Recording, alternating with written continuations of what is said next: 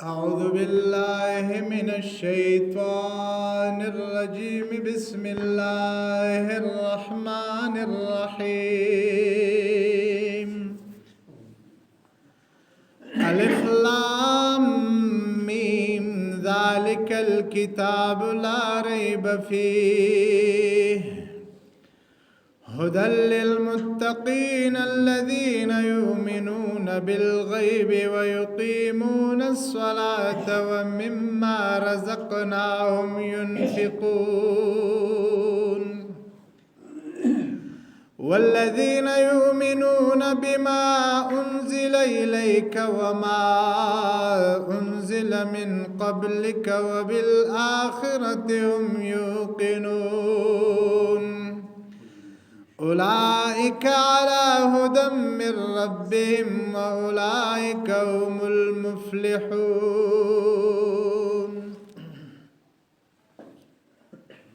سورة بقرة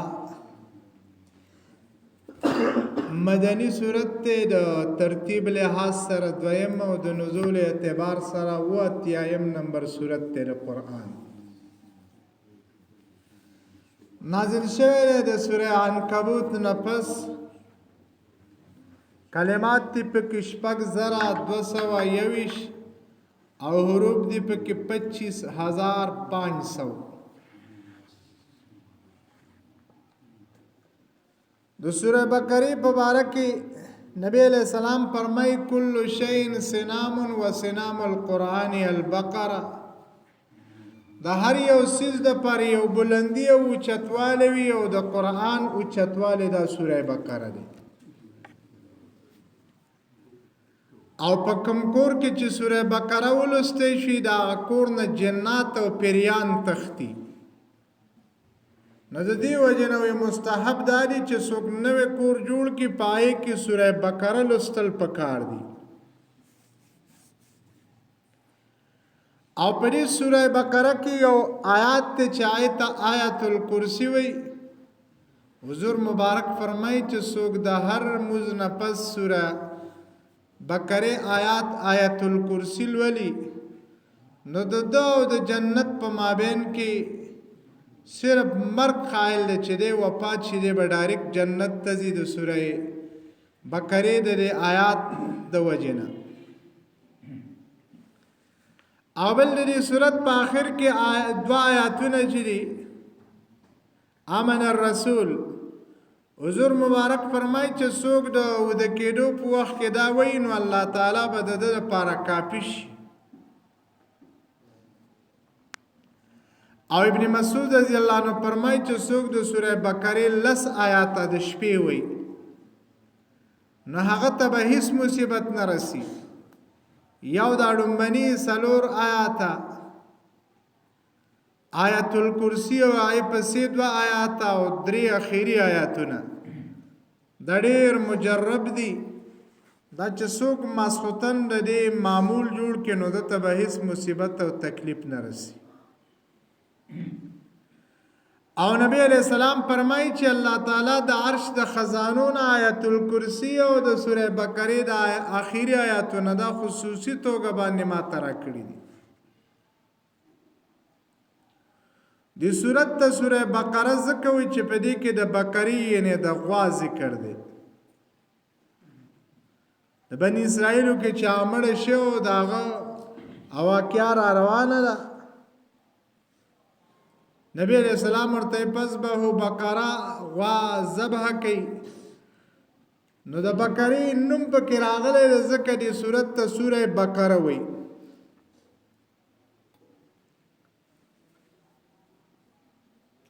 الف لام میم الله پویږي په معنا د دې حروف باندې. دې حروف ته حروف مقطعات وي او د قرآن مجید 29 سورتونه د حروف مقطعات نه شروع شوي دي. حروف مقطعات دا 14 دي او 29 سورتونه د دې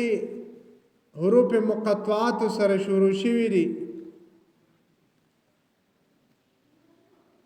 مقطع په معنا د ټوکړې سره چون کې دا الفاظ ځان ځان له ویل شي نو ځکه دې ته حروف مقطعات وایي.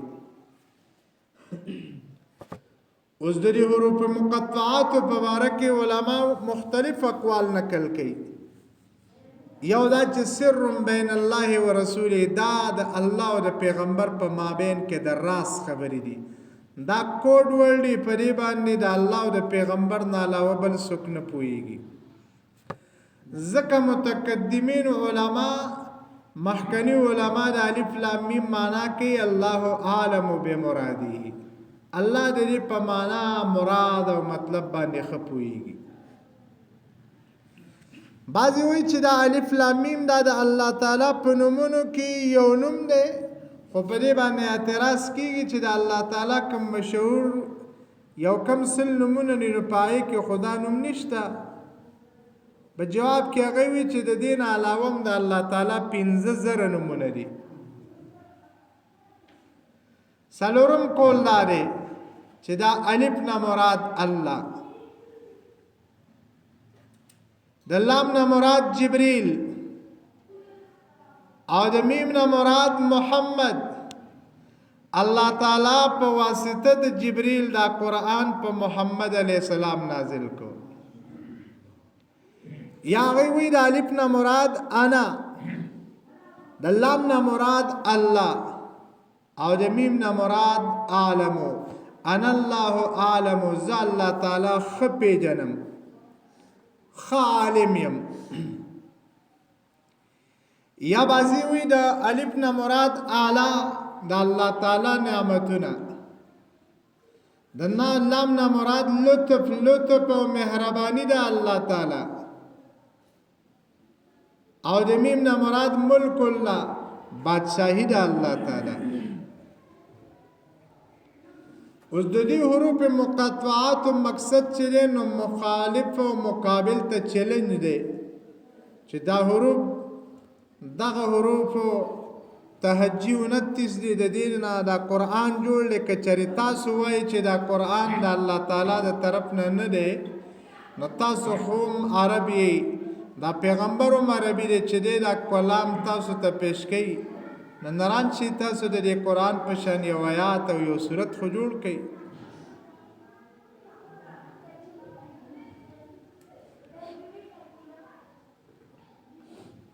نو د دې وجه نه علما د خپل فهم مطابق د دې ځان ځان معنی کوي. الف لام میم ذالک الکتاب، دا هغه کتاب دی. په مخکنی صورت کې د الله نه دعا شوی و چې الله تعالی موږ ته نیغه لار وښیي، نو الله تعالی وی هغه نیغه لار څه ده؟ ذالک الکتاب، دا کتاب قرآن دی چې د دې قرآن باندې روان شي نو دا نیغه لار ده او دا به تا خپل مقصد ته رسوي. یا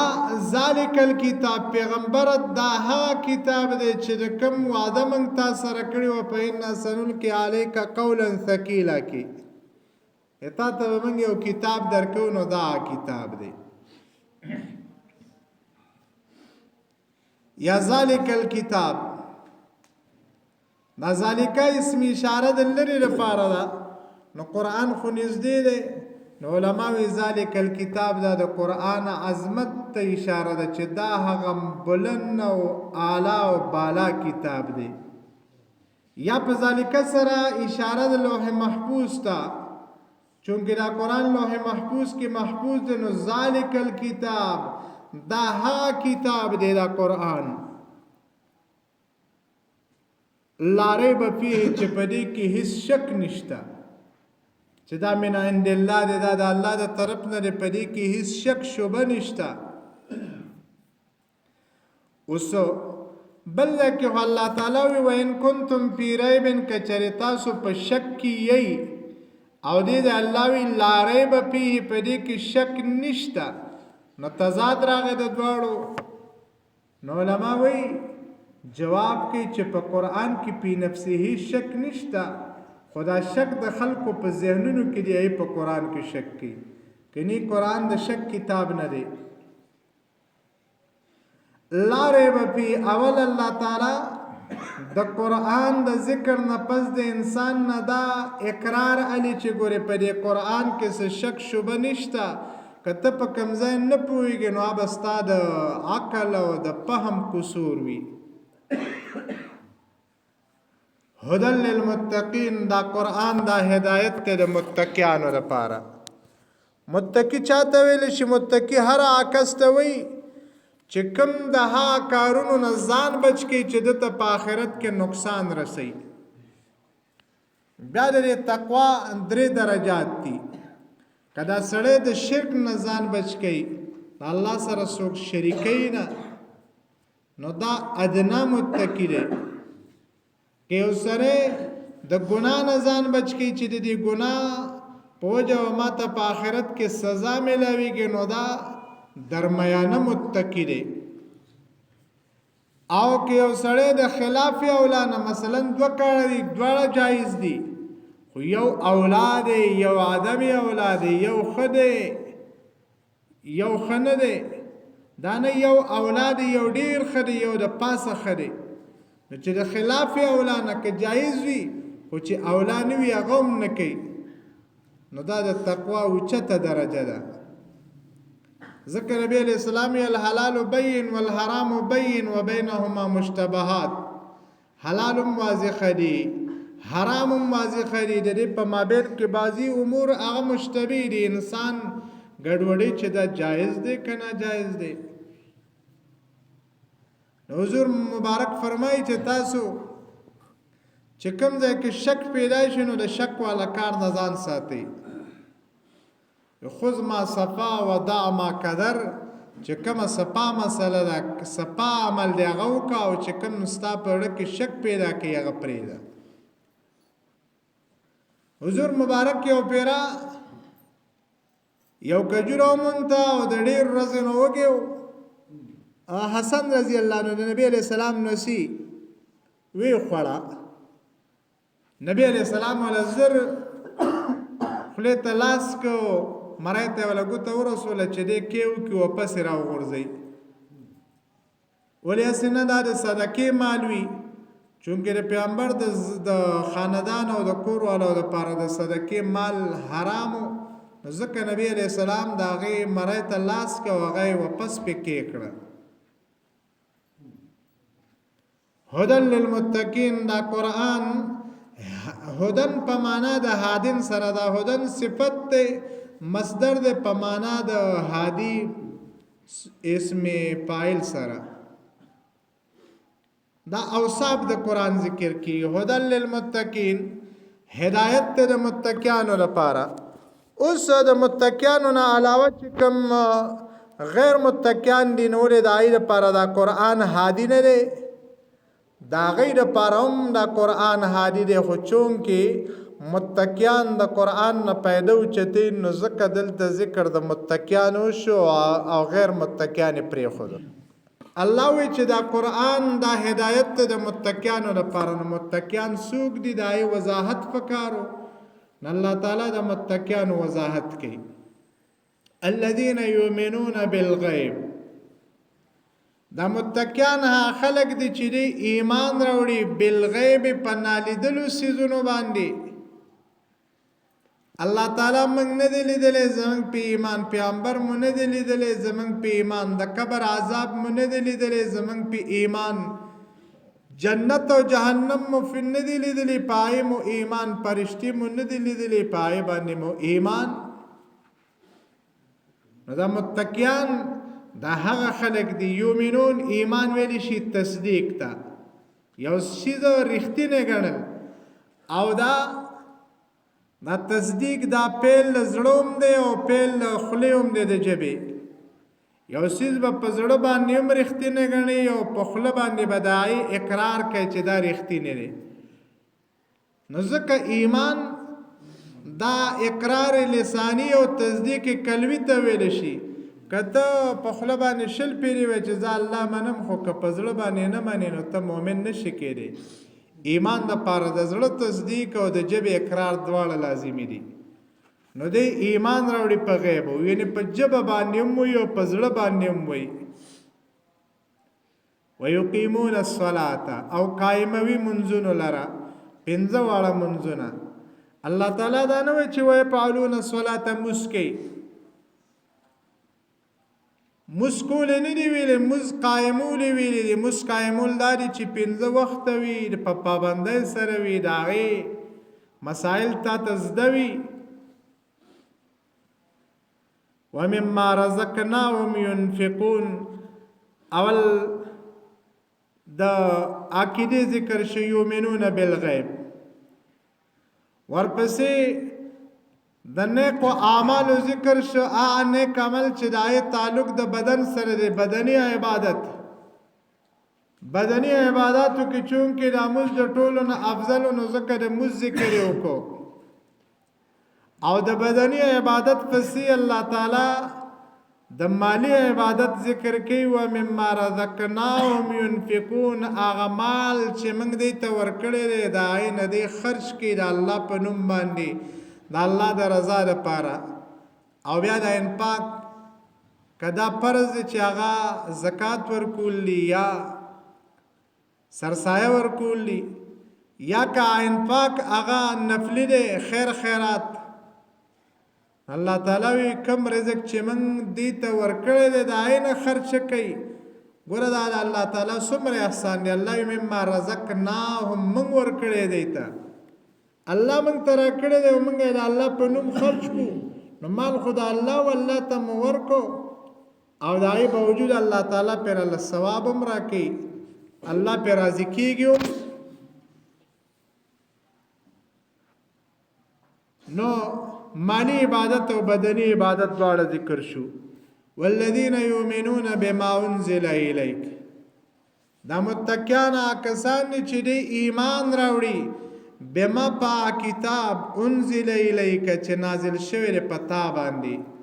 دا قران ته نه مراد دی پر قران باندې هم یقین دی ایمان دی وما انزل من قبلك او پا کتابونو باندې ایمان لري چې کوم د قران نه مخکې نازل شوی دی د قران د سلو آیاتونو نه د نبی علی السلام د خاتم النبیین دا مسله ثابت ده چې پیغمبر علی السلام اخیری پیغمبر دی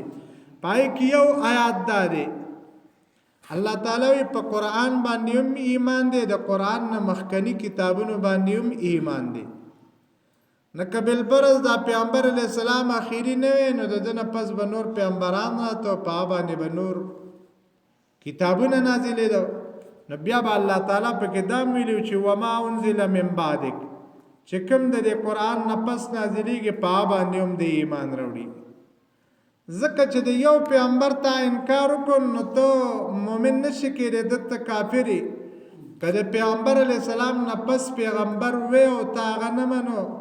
نو ته مؤمن نشې کېدې او چونکه د پیغمبر علی السلام نه پس بل پیغمبر شته نه نو ځکه الله تعالی د بل کتاب ذکر نه کړي وبالآخرة هم یوقنون او پرست رستنه آخرت په معنا د رستنه سره چونکه دا پرزو کې اخیری رز ده د دای نه پس شپنشته نو ځکه آخرت ورته ویل شوی دی